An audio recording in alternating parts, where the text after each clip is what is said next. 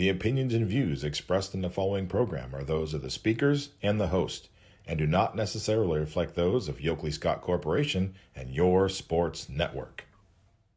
Yeah, I've been closer to Jesus before, so can you help me out? Oh, can you help me out? Am I on my own? Am I on my own? But can you help me out? Am I on my own? Am I on my own? Or can you help me out? Can you help me out? I've been scared to look in my soul.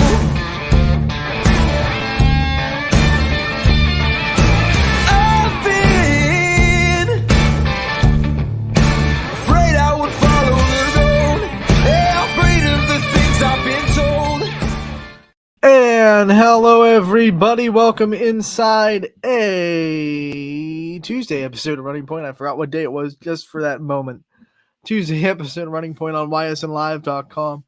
As always, we are brought to you by our good friends over at Greenwood Chevrolet in Austin Town. They go the extra mile for you. I'm going to go ahead and put them in the top right-hand corner of the screen so you know where to go.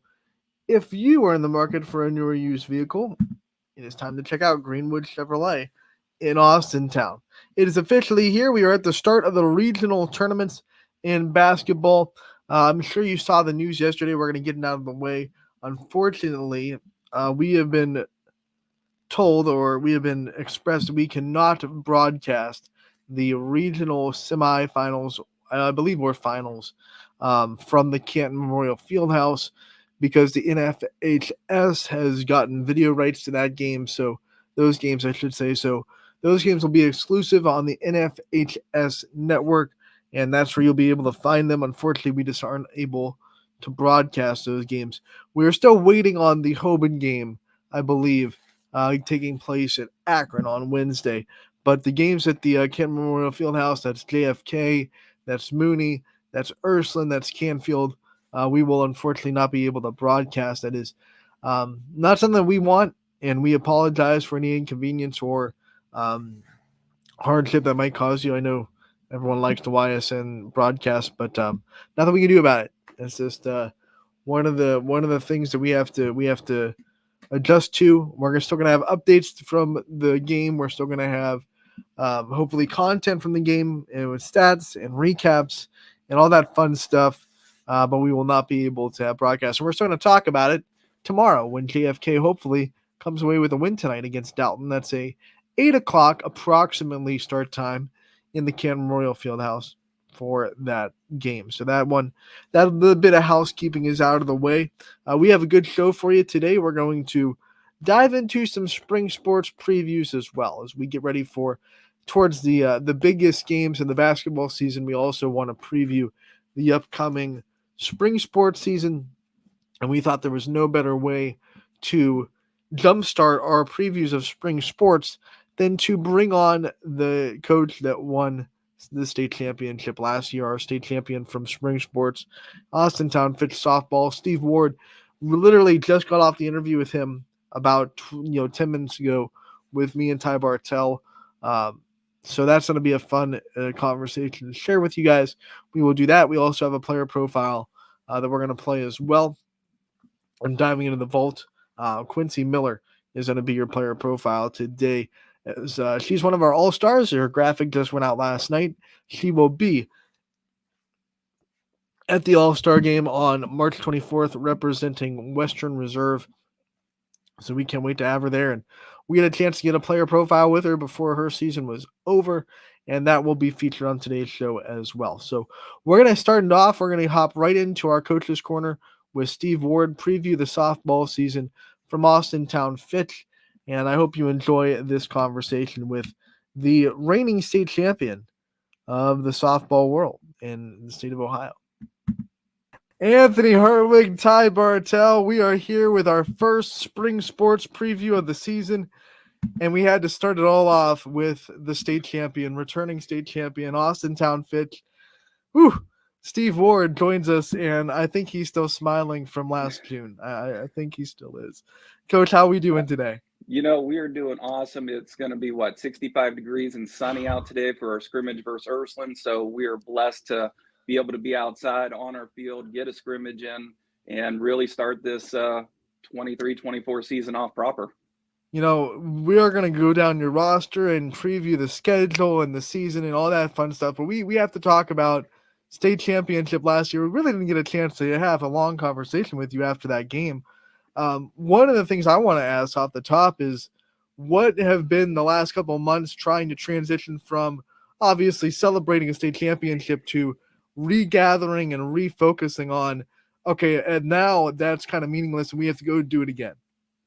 Well, I think that's the biggest question that everybody asks in the off season is, what do you do next? How do you separate one team from the next? Because that, 2023 championship team, holy mackerel, those seniors between Caitlin Mitchell, between Lauren Lannerman, Ashley McLean, Maddie Butis, and McKenna Hogan, while their leadership is so hard to replace, but we're back at it for the 24th season, and we have two seniors this year, and their senior leadership has been great, and it's filtered all the way down. So, we pretty much enjoyed the moment, and we enjoyed everything that Austintown and the surrounding communities did for us, and we're very thankful. We're very humbled by all the support that we got, and now it's time to change the chapter and write a new one and see what we can do. It's refocusing. Ty, we're all refocused. We're ready for spring. So now it's time to just go through your roster. Let's break it down. Let's see who to expect out of Fitch and who you're expecting, obviously, huge seasons from. Okay, so we're going to start with the people that were in or sitting on the bench of the state tournament team. And, back in the circle for her junior year is Sydney Watson, stronger than ever. And, leadership has gone through the roof because of now she's an upperclassman. And the experiences she went through during the summer, we cannot wait, to showcase her out there, both in the circle and in the box. And, behind her looking is Kylie Folkline, taking over that catcher's position. And that's a big role to fill with McKenna leaving. But, Kylie and honestly, Abby Toth, who is our first baseman, they're both vying for that position. Both are super strong, super powerful with their arms. And, we're excited to see that competition. Moving around the horn there, Sam Severn is looking to take over second base right now. And what a contact hitter she is, really puts the ball in play and has added some strength and, had a great basketball season along with Kylie Folkline. So we're excited for her. Another person that led the basketball team in a lot of statistical categories and leadership. And, by the way, a YSU commit and, probably had one of the biggest hits or plays in any sport in, sports history at Fitch is Ayla Ray. And she's returning for her senior season. Rachel Spalding, again, basketball player, had a phenomenal season. She's looking to come out into the outfield. And how could I ever forget Morgan Roby, just a firecracker, full of energy, contact percentage, 950, 960, 970, somewhere around that range. What a great tournament run she had. Lily Stevens is coming back stronger than ever, looking to take maybe a DP spot, some first base time. Miley Somerville and Juliana Farmer are looking to get some more pitching time this year. And that rounds out who was on the state tournament team. And we have some newcomers coming. And, one of them is Kayleana Ray, who is a two-sport letter winner already, both in volleyball and basketball. And what a statement she's making during her freshman campaign. Joining her is Miana Jorge, and she was coming off a JV season where she did really well, but really dedicated herself to getting stronger, dedicated herself to travel and hitting. Tommy Watts has been coaching her up on the side there, and she's really making a strong performance. Another person that came into our program this year is Vita Kelty, who is a senior, and she's looking as a left-handed pitcher to get some time and, good slap bunter, good person to put out there and create some havoc. Rounding out some of our younger kids is Annie Bada, Lexi Butis, Kylie Mitchell, Carly Chanel, and Veda Burt. They're all strong people in contention for coming off the bench and doing something. So we're really excited. And one thing of turning that page and stepping forward is creating a very competitive environment to where everybody knows spots are open and everybody knows that, hey, you're going to compete. And we've really embraced that. Coach, you've also embraced that person over player mentality. And that's one thing I love about this team in particular is how their personalities are able to shine. We kind of know the character of each one of those kids. But going into this year, favorite for a repeat state champion, your Max Preps Ohio team of the year. You're in the top 10 nationally ranked. So with so much focus on the player aspect, how do you still keep that person over player mentality when it seems like all the news, all the outlets are really caring about the player aspect? The wonderful thing about our team is they keep it kind of on the back burner. And, everybody knows that, maybe this came out or that came out. And we're very thankful for everything and the attention that we're getting to, our program, our players, and our community. For them, though, it's another day. We're putting our shoes on, we're getting to work. And, that's what I love about this team mentality that we have. It's, we're very excited for these rankings, but we also know that we have to show it out on the field. And to complement that in the person department is, we have those one-on-one conferences. We have those grade level conferences where we sit down and talk, where we do those mental health check-ins of, hey, how you doing? What's going on? Any big tests coming up?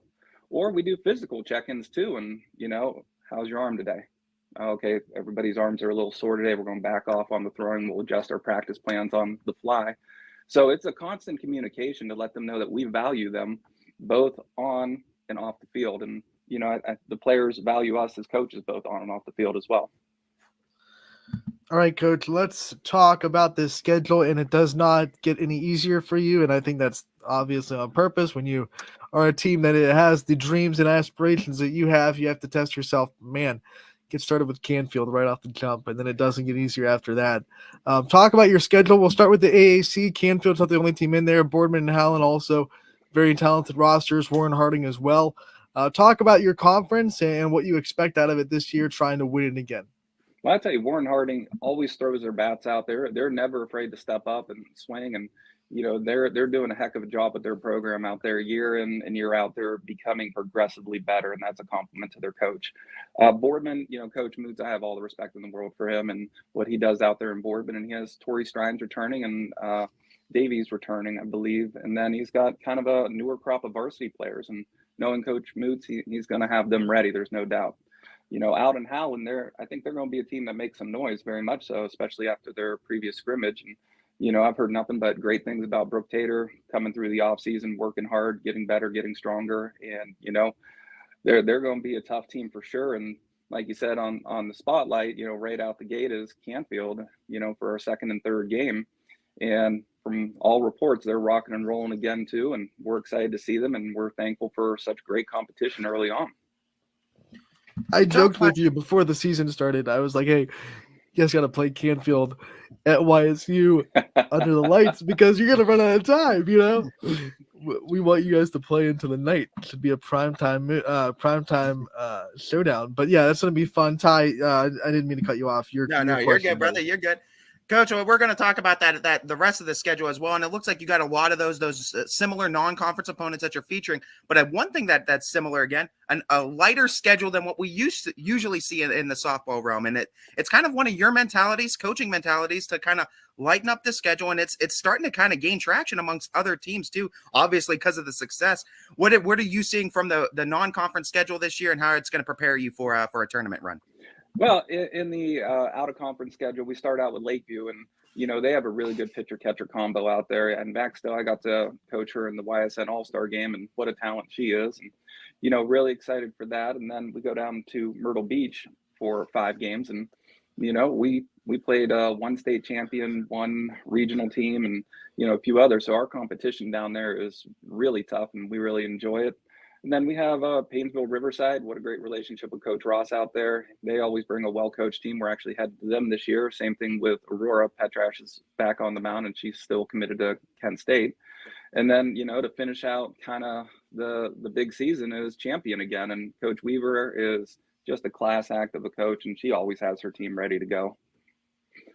And to comment, Ty, in terms of, we're allowed 27 games, and, right now I want to say we're scheduled at 19 to 20. And so then you look at, the tournament games included, you could be up to 27 if everything goes, hopefully well and everything. And then you look at 27 games on a pitcher's arm and players' arms. the mentality of getting up, 2, 3, 4, 5, 6 times a week, because high school ball, if you get some bad weather, you could be playing 6 games a week. And that is very mentally and physically taxing on the girls. And we just don't see the benefit of trying to stack a schedule and get 27 games in and, do double headers on the weekends. Like I said, we really try to, honor our team and the hard work that they do and make sure that they get 2 days off a week. That's a priority for us. And it really stresses me out if, we can't do that, because again, you're looking at high school is a marathon where it starts in February and then ends at the beginning of June. And, we want to be our strongest in the end of May and beginning of June. The other thing I see, Coach, is it gives you a little bit of wiggle room, right? So if something's going on in the season, you realize your team needs a little bit more reps, or maybe there's a big gap because of weather between the end of the regular season and the tournament, you have games left to schedule that you can call up coaches and be like, hey, we have 20 games, we can get one in, and we're not even close to the OHSA regulation. So if you need an extra game or a couple extra games, you have plenty of wiggle room to go and grab them if you need them for whatever reason. Does that also benefit you?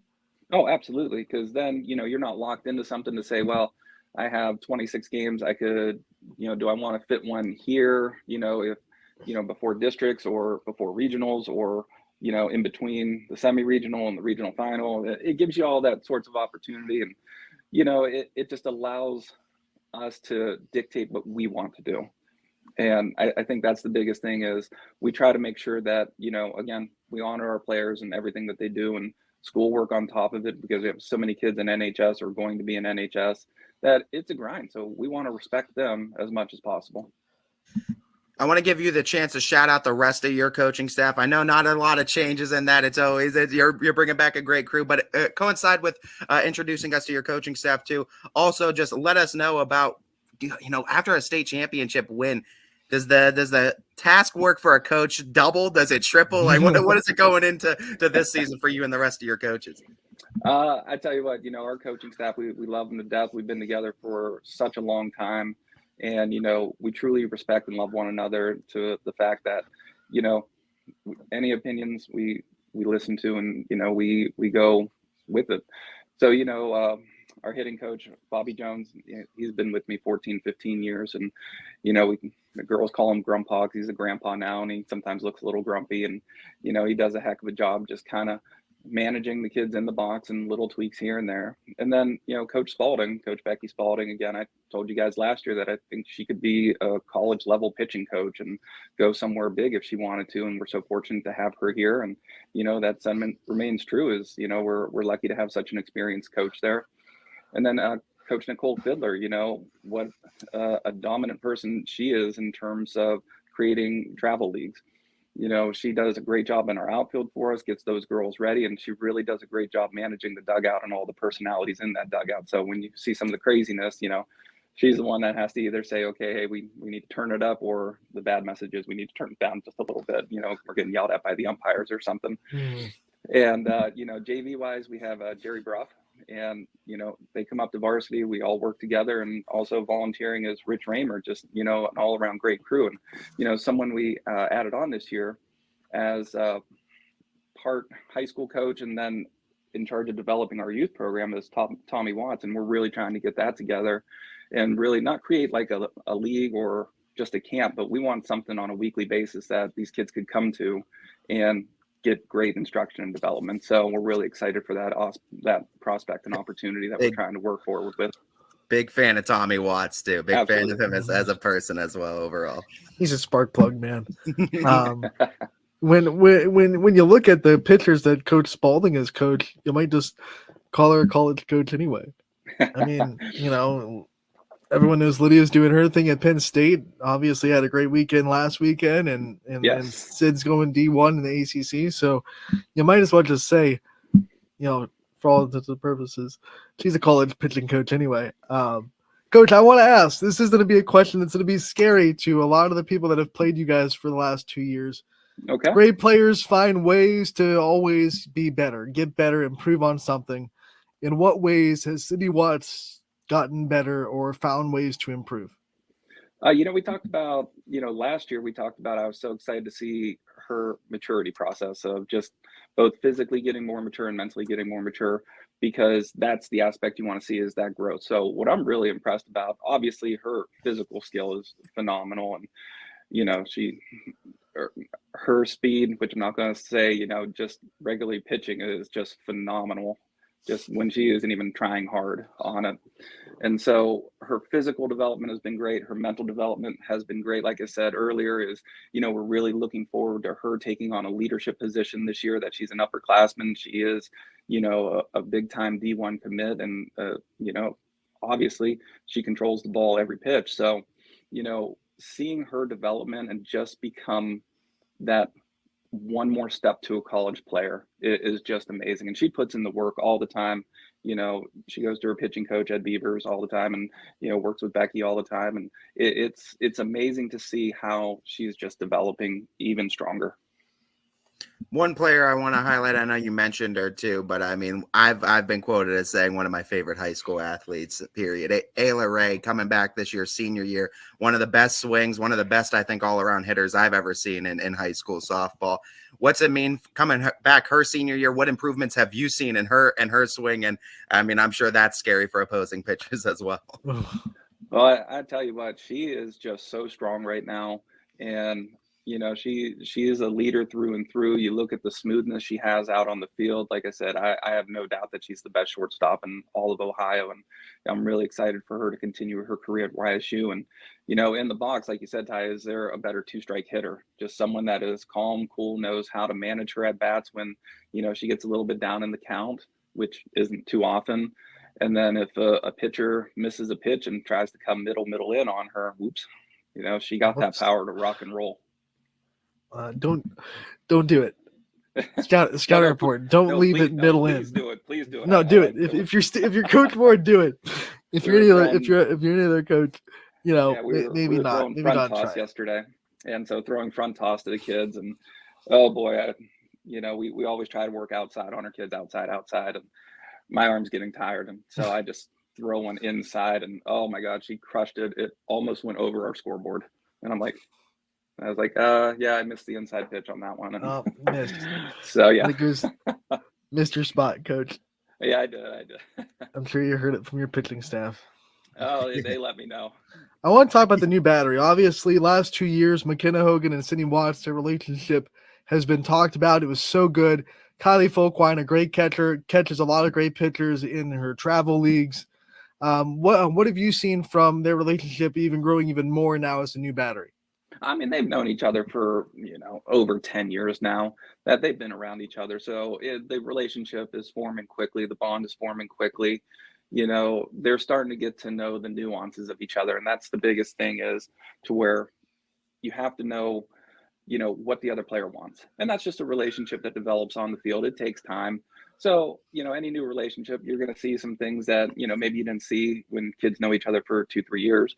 But that's fine. That's all the process. And I think one of the biggest things that, Kylie brings is an understanding of the game as well, because she's a mature player too. And, Sid's maturity, I think you're going to see a great time out there. And also don't discount Abby Toth. She's going to get behind that play too. And she's a strong person as well. And, in the off season, while Kylie was playing basketball, Abby caught Sid quite a bit and did an excellent job with that as well. So we're excited to have some depth and to be able to do that. Coach, I'm excited to get back out to the ball field and see the team this year get up in the perch. I also want to give you the opportunity to give one more shout out to the Fitch softball and YSN super fan. He sits up in the perch with me, Googs, Bob Gugliotti, your PA announcer. He's there with you guys every step of the way too. I wanted you to give him some love too for the Fitch softball team. I tell you what, I don't think anybody knows Fitch lore, not just softball, but Fitch lore overall, than Bob Googs. He is, I've seen him at almost every volleyball game, every basketball game. He is all around, and he'll be able to tell you Fitch history like nobody else, as I'm sure you're aware, Ty. And he just comes down because he just loves being a part of it and loves being around the team and announcing the games. And we're very thankful to have him because, the kids all love and respect him. We're welcoming him back for another season, and we can't wait. And he follows your league, coach. And one of my favorite things about you is supporting all the athletes across the YSN family. Compete against them all you want, but at the end of the day, you guys care about the athletes down there at Fitch. And Bob Gugliotti is always commenting on everything YSN posts, whether it be Fitch or someone else. And we love that you guys take the time to support all the athletes across the YSN family. Well, I tell you what, we know so much what these athletes go through with, again, their travel schedules, their individual coaches, their high school. Many of these girls that I know, they're in honors classes or AP classes or CCP classes, getting that college credit. So, they put a full day in at school, go to practice for 2 hours or longer, come home, and they got about 3-4 hours of homework and then try to have a social life. So seeing how these kids just succeed over and over and over and over. They say success leaves clues. Look to a lot of the kids in the YSN family that you guys shout out all the time in all sports, and you're going to see common denominators. And that's what we point to with, some of our athletes, especially our younger ones, to say, look to our older girls that have a lot of success. And maybe not just success in a batting average wise, but success in life. And they know the direction and they know where they're going, because that leaves clues on how to be successful. It's the reason why every year we have at least somebody in the state championship in some sport of YSN, and every season, I should say, not every year, every season. That's even more incredible. Had state champion wrestlers, had state championship bowlers, now hopefully a couple of state champion softball teams and baseball teams as well as track runners coming into the spring season. Steve, thank you for opening the door into the spring season with our first preview. We wish you the best of luck this year. We can't wait to talk to you real soon. Always love talking to you guys and can't wait to see you guys live. And, good luck to all the spring sports out there. Wishing you nothing but the best. That was Steve Ward, head coach of the Austintown Fitch softball team, as they gear up to run it back and try to get back to Firestone for another state championship. They won it last year.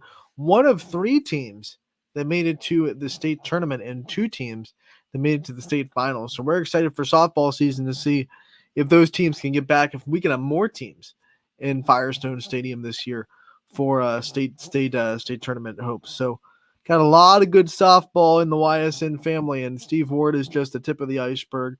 We will continue our spring sports previews in the next couple of weeks. We'll try to get as many coaches on as possible to talk about their roster and their season and their schedule and all the things to expect from all the teams of the YSN family. But we had to get it started with the state champ, with the reigning state champ, and a team that is favored to maybe go and do it again. They're ranked number 7 in the country in high school softball. So Austintown Fitch, a lot of good things happening down there in the Falcons Nest for their softball team. We're going to take a commercial break, and when we come back, we have a player profile to get to. One of our all-stars, someone that's going to be a boardman on March 24th, representing Western Reserve, Quincy Miller, and that will be featured after this commercial break on Running Point, brought to you by Greenwood Chevrolet in Austintown. 21 News delivers the news as it happens, using the latest technology from where it happens.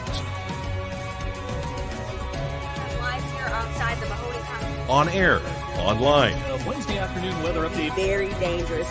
and on the 21 News social media platforms. I'm on the road right now. 21 News, the Valley's only locally owned source for trusted news since 1953. Craftsmanship to us is 60 years of pride and dedication. Passed down from generation to generation. The hardwood floors that your kids take their first steps on. The solid wood doors you quietly close at night. The things we create day in and day out are the products that end up turning your house into a home. At Baird Brothers Fine Hardwoods, uncompromising quality and craftsmanship built our business. And it will keep us moving forward for generations to come. Going the extra mile at Greenwood Chevrolet means we want to take care of the community that takes care of us too. And we have to work together always. And that's how you stay in business for 40 years. You know, I love being a helper because when I help somebody, it makes me feel good. It means a lot that I can make a difference in others' lives. So I will do everything I can and just being there for them every step of the way. I want them to know within the first 5 minutes that they could depend on me. That's what going the extra mile means, only at Greenwood Chevrolet. Before the lights come on, before the workday begins, before a long day is ended, or it's time to have fun. It all starts with the people at Joe Dickey Electric. From replacing a light fixture in your home to building a substation for your business, no job is too big or too small. The people of Joe Dickey Electric power them all. Joe Dickey Electric, over 60 years of powering the Mahoning Valley.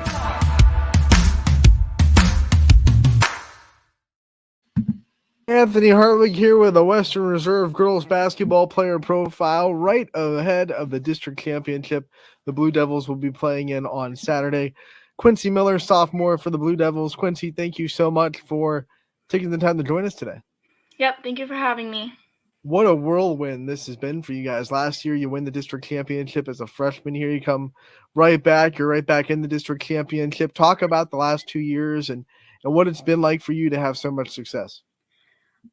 Yeah, last year was definitely more of a learning experience as a freshman, just because, as a freshman, you always are learning things. And I feel like this year I've became more of a role in our team, and I feel like I have contributed a lot this year, way more than last year. And, I wouldn't have gotten that, the knowledge that I've had without my last year's teammates, like my leaders like Brooke Shantz really helped me with that, and I just feel like looking up to them really helped me with this year too. And talk about this season, because like you said, Brooke Shantz graduates and she was one of the best scorers to come through Western Reserve, and maybe a lot of people from the outside looking in on this program thought without her maybe this Blue Devils team is in a struggle, or maybe they won't get to where they got last year. But you guys never bought into that. What was it like this year having new players step up into bigger roles, including yourself? Yeah, I think Olivia Hughes, she had to, take over the point guard position a little more, which she wasn't really obviously used to. We used her more as, a post last year. But she's been doing a great job with handling the ball. She's learned a lot, and I think I was kind of the second man ball handler this year, just because we didn't have Brooke there. So I think me and her have learned a lot just with handling the ball more, keeping our composure, and just, getting that first pass off to start our offense. Yeah, let's talk about just kind of the things you did to prepare for this year. Like you just said, you knew coming in that you were going to be asked more mentally and physically. What were some things that you did to prepare for that and to get yourself comfortable in the role that you were going to play this year? Yeah, obviously my dad's my coach, so we kind of live in the gym a lot. So just simple things like shooting on the gun, and working with my teammates. We always get, a few days in the summer, obviously, June, scrimmages, all that. So we definitely put in the work in the summer, and I enjoy going up to the school and shooting, just putting my headphones in and, just getting a couple hundred shots up every now and then. And it definitely contributes to my game and helps a lot. You gave us a great segue to talk about your dad being the head coach. Obviously, he's been there for a while, and he coached your sister as well. What's it been like having him along this journey so far, and talk about that dynamic between dad and coach that you guys get to have? Yeah, my dad has always been really my coach, just from learning from when I was little, watching my older siblings play. He's just, even though he never coached my brothers, he always really kind of coached them off the court.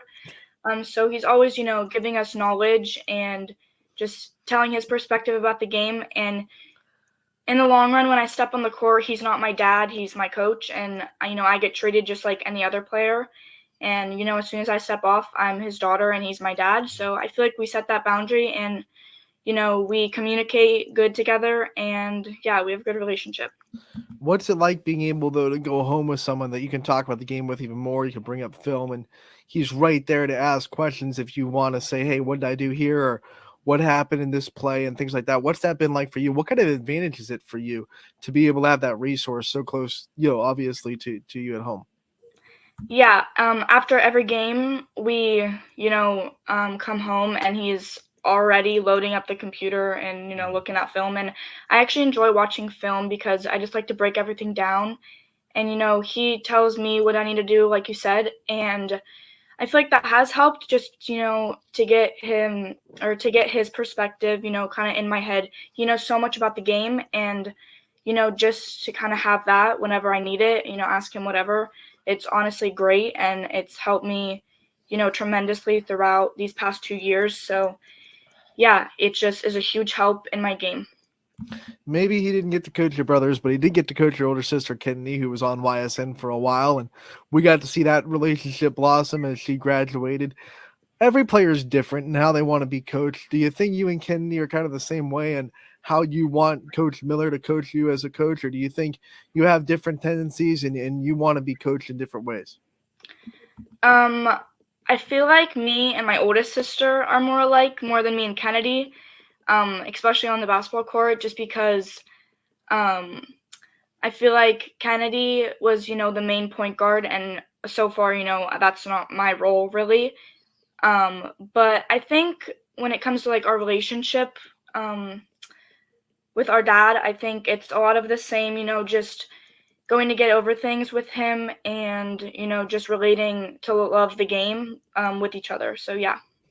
Let's talk about your relationship with your sister. Obviously, she's been where you've been, and she's been through the whole program. What kind of advice has she given you over the last 2 years to help you in your career? Yeah, she's a great supporter. She's like my number one fan. She always texts me, before and after the games, which is, great to have. And she's also like another coach for me. I think I can learn, and, I have learned a lot from her already. And she knows, so much about the game just from playing and, learning from my dad. So I think any advice from both of them is great and, a good advantage for me to have, and just to know that they're always there for me. Do you guys ever get competitive with each other? Yeah. What do you compete about? Like, what are some of the things that you really get competitive over? I mean, I feel like my whole family is pretty competitive in general, just like with, family games and just all that. We're, play basketball in the summer with each other, me and my brother. And, I feel like we're all just kind of competitive. Obviously, you're wearing that same number, keeping that 30 alive. Was that something that you consciously wanted to do to make sure to keep that in the family? Or was there ever a thought that said, maybe I want a different number to stand alone and get out of my sister's shadow a little bit? Or did you always want to be 30? I mean, I had 30 in middle school, kind of, like following along with my sister, kind of. But I have thought about it, like at my freshman year, if I wanted to change my number. But I decided, to stick with 30 because, I don't know, it just feels right.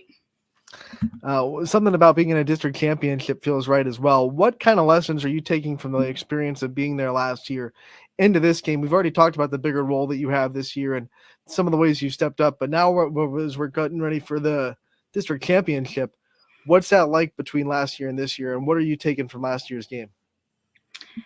Like I said earlier, I mean, last year was definitely, I was more of a bench player. But in the district championship last year, I did start, just due to a lot of the injuries that we had last year.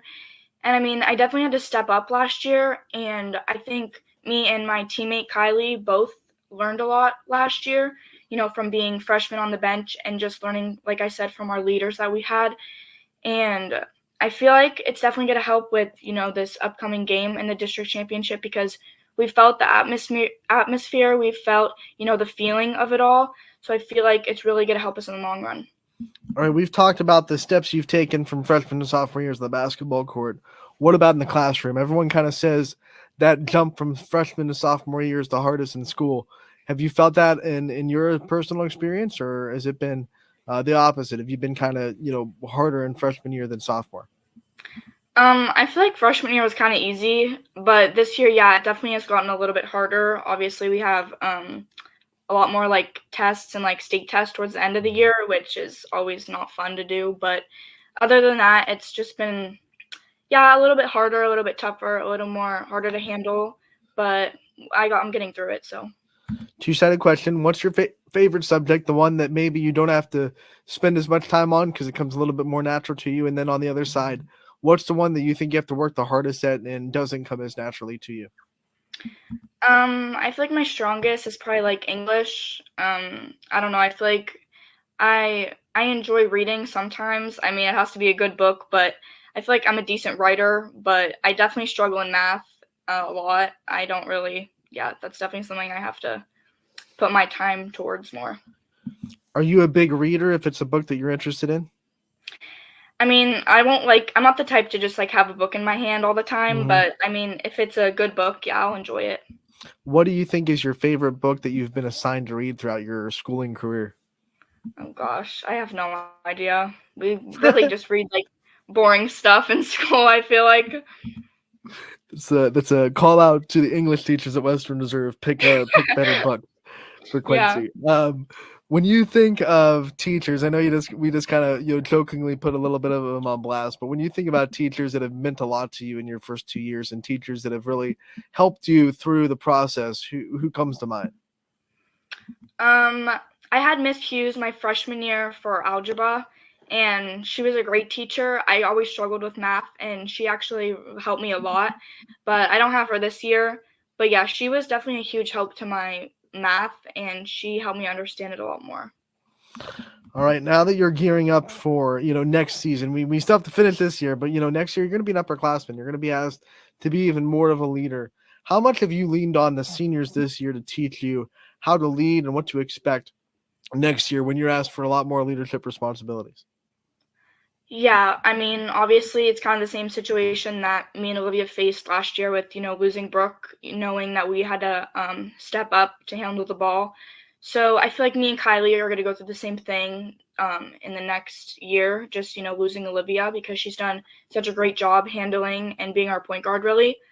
And, I think, Lisa and Angelina and Kaylee, they all contribute to the team so much. And I feel like, when we're down, we all kind of lean on them and, they get us back in it. But I feel like me and Kylie have, learned and experienced so much from them that I feel like we can take that experience and knowledge and, use that towards the next 2 seasons. You've already been able to accomplish so much in the first 2 years of high school, going for your second straight district championship. What are you the most proud of so far that you've been able to do in your first 2 years as a basketball player at Western Reserve? I mean, last year's district championship was just so surreal. It was an amazing feeling just, be there and win with my teammates. That was 100% my favorite memory and goal that we wanted to do. And it was just amazing to experience that my freshman year. And, it's definitely taught me a lot. And I feel like, yeah, it was just a great time. And that team, I mean, that was a really special team to me. We were really close. And yeah, I just hope to, bring another one home. What are some goals that you still have for your personal self before your career is over? What are some things on that goal board that you want to achieve before you graduate? I feel like the 3-point record in a game, I feel like me and Kylie both kind of want that. So, we're both shooters. So I feel like my sister's held it before. So to break her record would be good. It's a race to the record for you and Kylie. I like it. Before we let you go, I want to give you the chance to thank all the people that are in your corner. I know we've shouted out a couple of them already, but I want you to just, again, take the time to take the spotlight off yourself for a minute and shine on the people that are in your corner, that your support system, the people that you wouldn't be here without. Obviously my family, they're here after every single game, they come support me every game. So I wouldn't be anywhere without them. Obviously, all my coaches, they all help me in so many different ways. Coach King, Coach Capabianca, and Coach Eicher, and obviously my dad. And lastly, my teammates. I mean, obviously, we have to work as a team to get to this point. And I feel like, yeah, I wouldn't be anywhere without them. So, Quincy, we want to thank you so much for taking the time to join us tonight after practice. I know it's been a long day for you, but we appreciate the time right before the district championship game. We wish you the best of luck, and we can't wait to talk to you again real soon. Yep, thank you.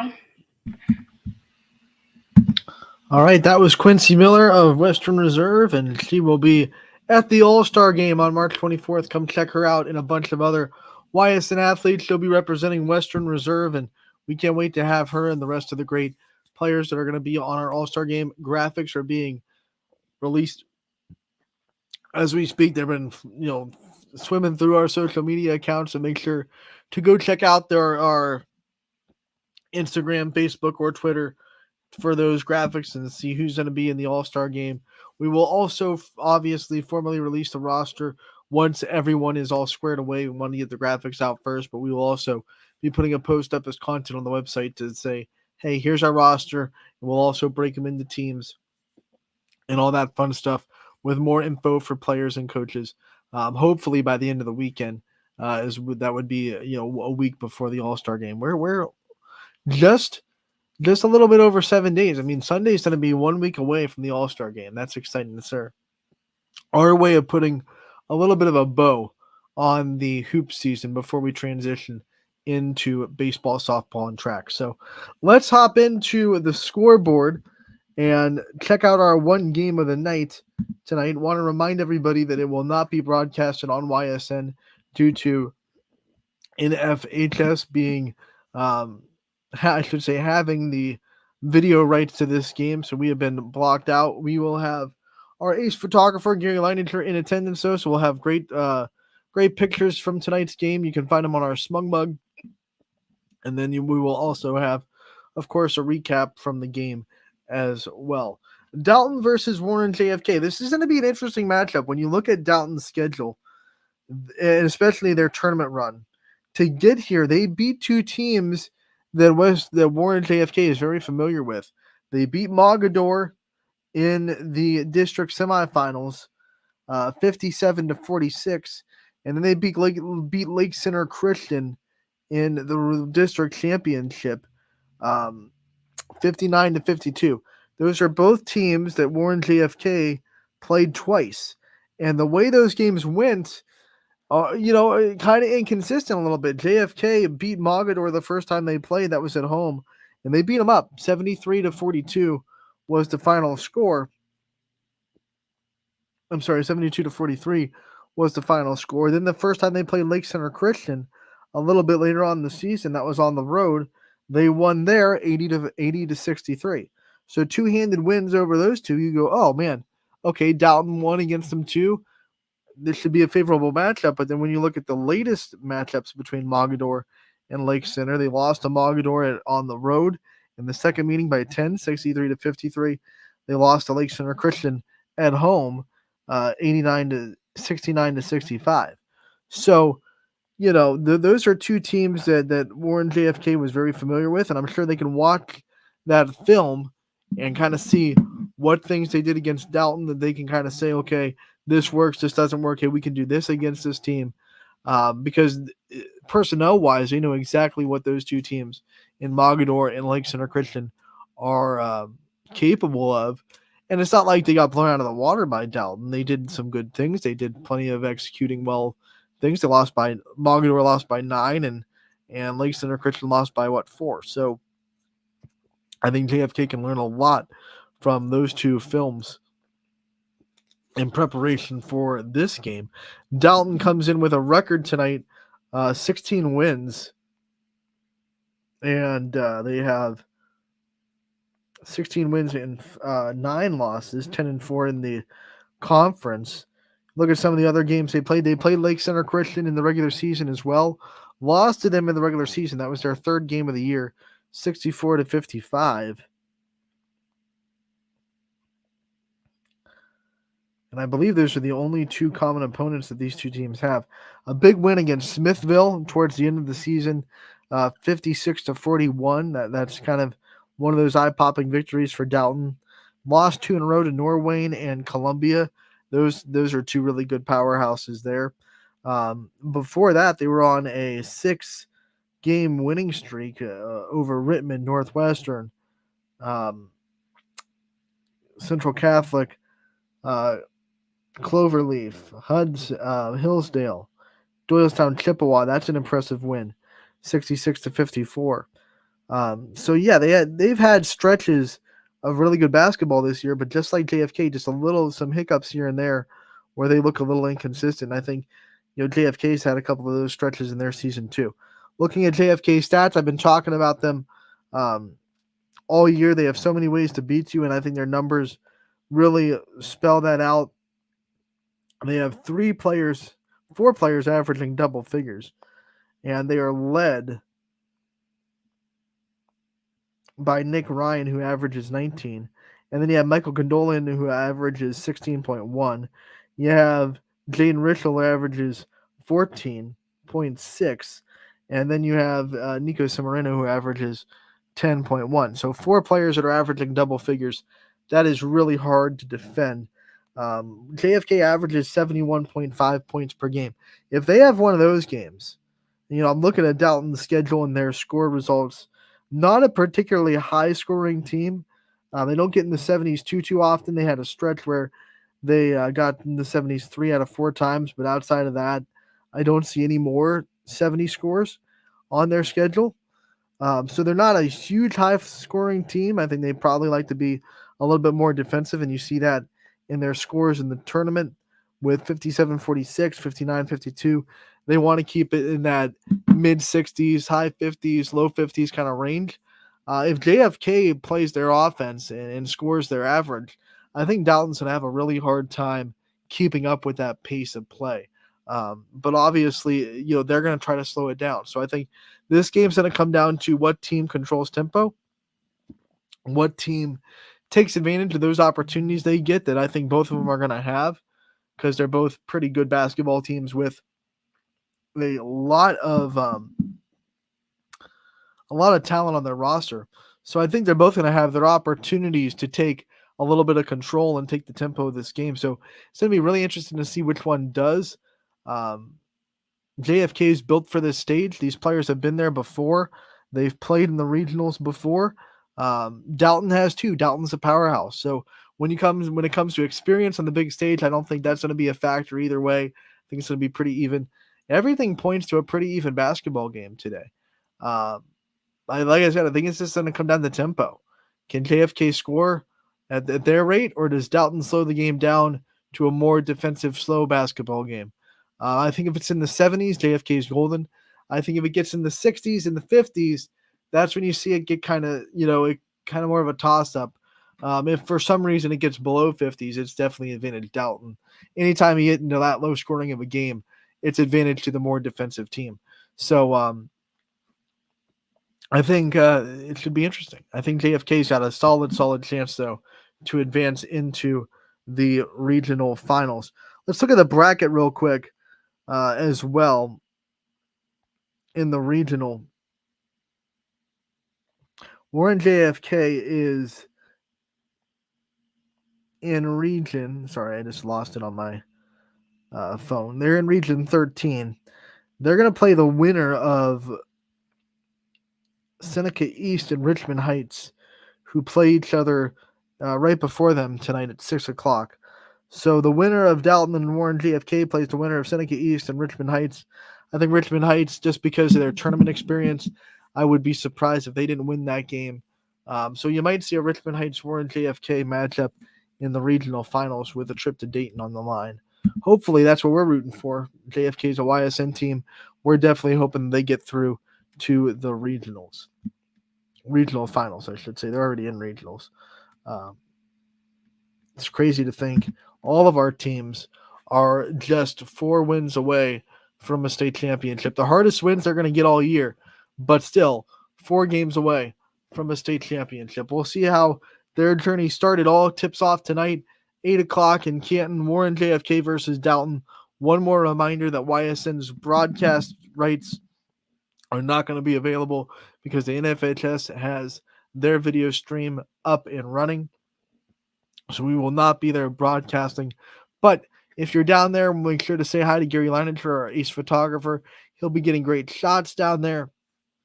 And we will also have the scoreboard updated and a recap after the game as well. So make sure to stay tuned to ysnlive.com for all that fun stuff after the game is over. I want to thank you all for tuning in today to Running Point. It is a Tuesday edition, and that'll do it for today's show. Tomorrow is Wrestling Wednesday, which means we get to celebrate not 1, but 2 state champions in wrestling. They will both be on the show. Keegan Sell will be on the show for the 2nd straight year as he wins his 2nd straight state championship for Garrettsville Garfield. Remember last year he was Garfield's first state champion, and now he's obviously the first back-to-back state champion as well. And then we will also have from East Liverpool, Micaiah Newlam, who will be on the show as well, as she is now a state championship trophy getter for the Potters. She'll be on the show. Chris Colucci will be on the show. Gary Altizer will be on the show as well. Going to be a fun season finale for Wrestling Wednesdays with Gary Altizer. Come back tomorrow for that. 1 to 2 is our time, as always. and we will see you tomorrow. Thank you so much once again for tuning in to Running Point, brought to you as always by Greenwood Chevrolet.